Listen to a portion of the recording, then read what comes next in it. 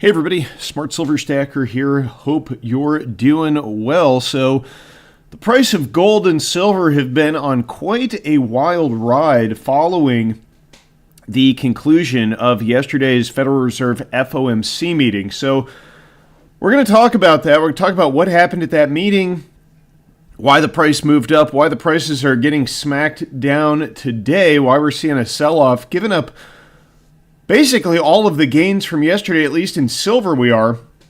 We're going to talk about what investors seem to be missing here and why more money printing is basically guaranteed moving forward. But first, let's just take a look at the charts of the metal. So this is the long-term chart of gold that we're taking a look at. You got this cup and handle formation we've been talking about for some time. And if we zoom in on the daily price action, you can see yesterday we had a big rally in the overnight. Gold actually getting over $2,200 for the first time. So new intraday overnight record prices in gold. Right now, we have given up some of those gains, although we're still higher than the open yesterday. So gold being a little more resilient here. Kind of what you would expect, right, from gold and silver. And we're going to talk about silver here in just a moment. Now let's get into the silver price. Let's take a look at that. So we've also got, a cup and handle formation here, very similar to gold, not quite as clean as gold, but still a pretty good pattern. And yesterday, following that FOMC meeting, you can see if we zoom in here, we actually had a close yesterday above this top trend line of that handle on that chart. However, it doesn't look like it held because today we got a big sell-off in the price of silver, the price dropping even below where we were yesterday, giving up all those gains. And let's talk about the FOMC first. I mean, it was the same story as usual. Jerome Powell coming out telling us that inflation has eased substantially, but there's still some more work to do. I mean, I don't know about you, but from my point of view, it doesn't seem like inflation has eased much when I go to spend my money. I mean, it doesn't seem to go nearly as far as it used to, and that trend seems to continue. But this is, the propaganda that we're subjected to by the central bankers. There were some interesting questions there, but I mean, basically it's all just pre-scripted stuff. And the gist of it, the reason that we got the big pickup in markets and in gold and silver was that the Fed dot plot, their projection of future interest rates, showed that there are still likely to be 3 rate cuts this year. Now, the contention was maybe they were going to change that to just 2 rate cuts. However, they're still expecting 3 according to that information that they released at that meeting. And so we saw the price of gold and silver just, take off in a big way. Silver was up like 2.5%, a little more than gold. It's moving a bit faster. It looked like we were on the verge of a breakout. But again, today, seeing a sell-off. So we're going to talk about what's driving this sell-off and why, again, I just view any pullback here at this point, nothing fundamentally has changed, so I view it as a buying opportunity. We're going to talk about, why I say that. And, the data that drove down the price of gold and silver today, I mean, it's really a joke. It's clown world economics. If you do want to buy into this dip, where I would do that is over at SD Bullion, today's video sponsor. Right now, they have got junk silver available for $1.49 over spot. I still view that as probably being one of the absolute best deals in the silver and bullion space. They also have, today they launched this Una and the Lion exclusive release with the Royal Mint. Really beautiful silver bars. They've got 110 and 100 ounce silver bars. They got a gold bar. The gold bar, really a great value as well. All of these are any quantity pricing. $39.99 over spot for a 1 ounce gold bar. Can't beat that. So you want to take advantage of the pullback that we got today. This would probably be a good way to do it. Now, moving on. This is the data that caused gold and silver apparently to sell off. I mean, it was as soon as this data was released by the National Association of Realtors, that's when the metals began to sell off. And what was it? Well, it was that home sales in February rose unexpectedly. Now, you got to take this with a grain of salt because according to the data that was released, the home sales did increase by 9.5% from January, and that was against expectations of a decline. So, I mean, a huge beat on this, but still, home sales are down 3.3% year over year. So it's not like, the housing market is as strong as it was a year ago. It's just stronger than what was expected. And again, the nationwide median sale price, it was up to $384,000. That's up 5.7% year over year. So, the only thing I would take away from this is that inflation is continuing to run out of control. However, what this does signal, it's one of these, bizarro good news, bad news moments where it shows inflation is rising. Ostensibly, I guess this might be taken as strong economic news. And when we get this data, we see a sell-off in the metals because, again, it's all about the Federal Reserve. That is the only thing driving markets at the moment. And to the extent that investors believe that higher inflation and a stronger economy will inhibit rate cuts moving forward, well, they behave accordingly, whether it's investors or algorithmic trading bots. Whatever it is, we saw the price of gold and silver pull back sharply on this news. But again, a buying opportunity because, who out there thinks that the U.S. economy is strong just because housing sales ticked up month over month from January to February? Put a 1 in the chat if you buy this. Put a 2 if you think it's just BS. Most of these numbers, this isn't from the government. This is from the National Association of Realtors. So, these might be legit numbers, but this just means that inflation is going higher. That's it. And the Federal Reserve, they're hopeless to fight it. Jerome Powell even mentioned in the FOMC press conference yesterday, someone asked him about the banking sector, the impact that rate policy and also policy regarding the Fed balance sheet, that being the quantitative tightening, the selling of assets, what that might mean for the banking sector. And he said that this is why they wanted to slow down the pace of QT to avoid any what he called turbulence. But there's going to be a lot of this turbulence in the banking sector, regardless of what the Federal Reserve does, unless they immediately return back to QE, slash interest rates, and give this debt-addicted economy what it craves and what it needs to prevent a crash. This is a headline from CNBC from March 19th. Banks are in limbo without a crucial lifeline. Here's where cracks may appear. And the gist of this is this group, the Claros Group. So they did a meta-analysis on the banking sector. They analyzed about 4,000 institutions and found 282 with high levels of commercial real estate exposure and large unrealized losses from the rate surge, which may force these lenders to raise fresh capital or merge. So they're talking about losses on their bond portfolios because they bought all these bonds looking for yield when yields were super low. Now that rates have gone up, they have all these unrealized losses. Now, what was it that caused Silicon Valley Bank to fail last year? Well, it was when they were forced to sell and realize losses on those bonds, and then they went out to raise capital. That was the event when they announced that they were going to be raising about $2 billion via, I forget what they were issuing, debt or new shares.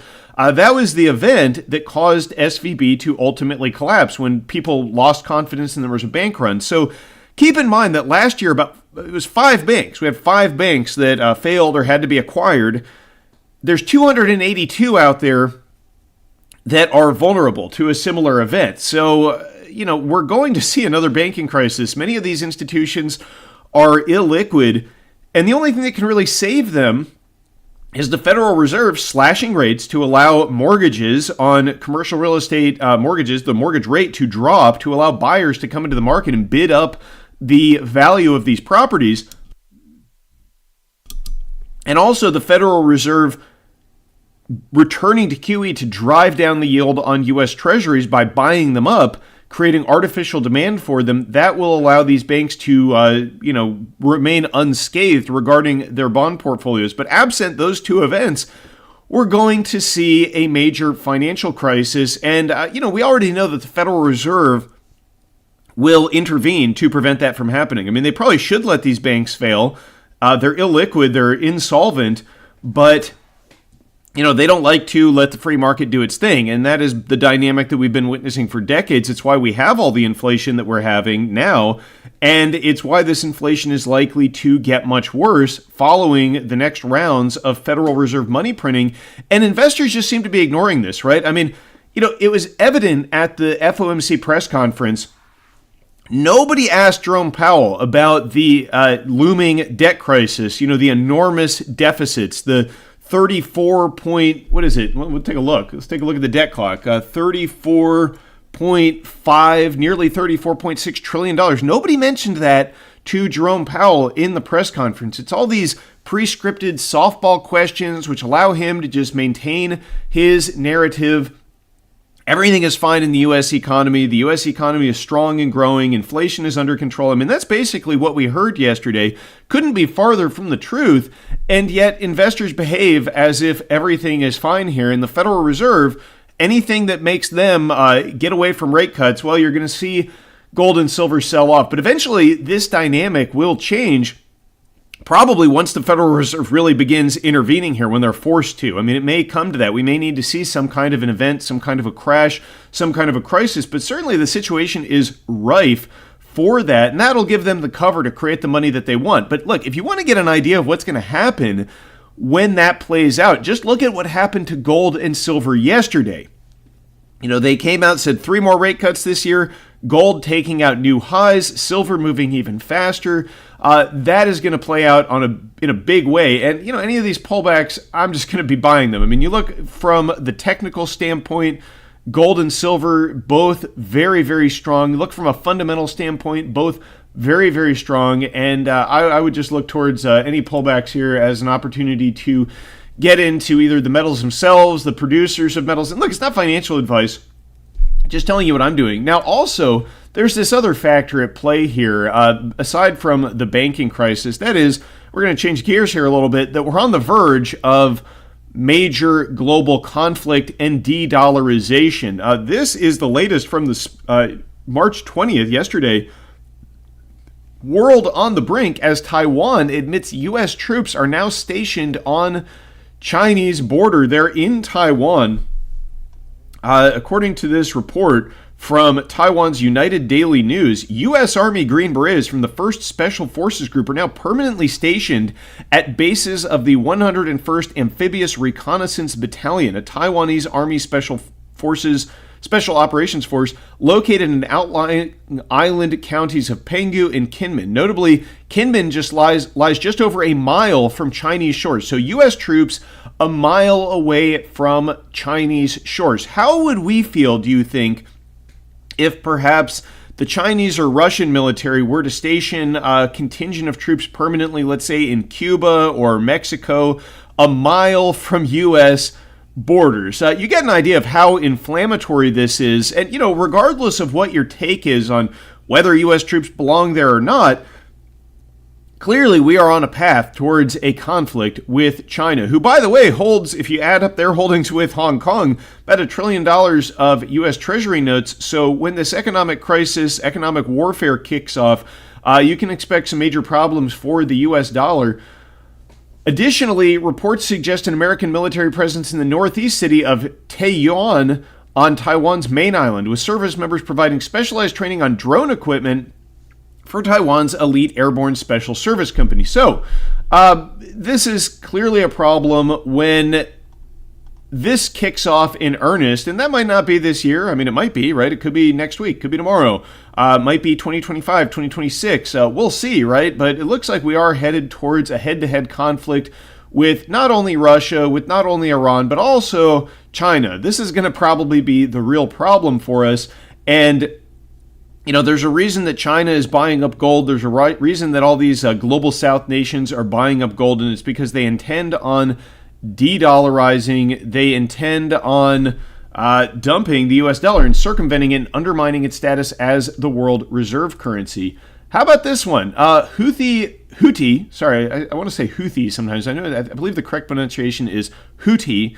The Houthi cruise missile hits Israel in ominous first. So, on stages around the world, conflicts are deepening. Now, we know war is probably the most inflationary endeavor a state, a nation can engage in, and we're going to get a lot of inflation as a result of this looming conflict. I mean, the Middle East seems to be one step away from a large-scale regional conflict, likely one that will involve Iran.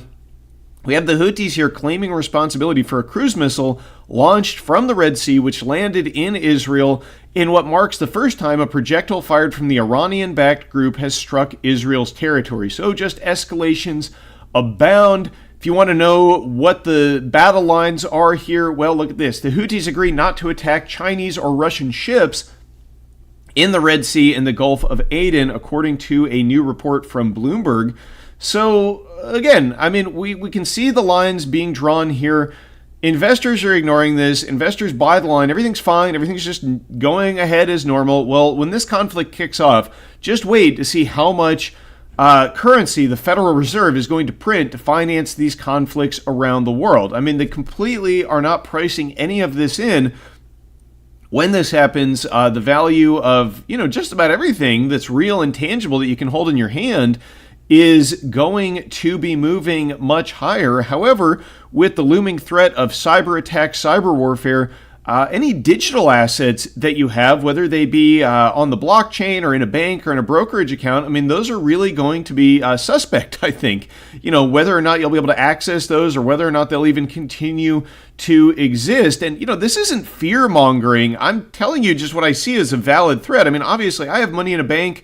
I have money in digital electronic form. I have paper assets and digital assets. But, all of that stuff, I think at this point we have to acknowledge that any of those things can disappear in the blink of an eye in this age of cyber warfare, in this age of fifth generational conflicts. And that could be from foreign governments attacking us. It could be from domestic institutions like banks bailing in the assets. I mean, there's a lot of things that can go on here. And I think it's a huge case to have some gold and silver, some assets that you can hold in your hand that, absent somebody coming and physically taking them away from you, are yours. It's also a good reason to have some cash on hand. I don't think we can trust banks or electronic systems of asset management implicitly at this point. It's something we should all be aware of as these conflicts continue to escalate. But that's pretty much all I have for you today. I mean, if you were wondering why the gold and silver price are selling off the way they are, I mean, look, silver now even below its total trading range from yesterday. Mostly this was triggered by this report about home sales. So, it's clown world economics. It's all about the Federal Reserve right now. Investors are ignoring the reality of inflation, of the debt crisis, of the looming global conflict. And if you ask me, that is a huge boon to us stackers who get it and want to get into hard assets before this whole thing falls apart, because we can get them on sale today.